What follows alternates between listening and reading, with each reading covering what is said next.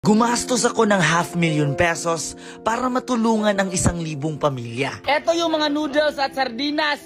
Dito naman ang ating mga gulay. Ito naman ang 1,000 sakong bigas na may laman na 5 kilos. Dito naman nagpapile ng mga finished product. Yan.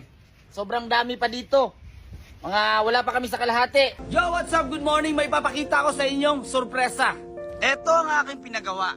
Kung nagtataka kayo kung ano to, ito ang lalagyan natin ng bigas at mga gulay dahil tutulong tayo sa 1,000 pamilya.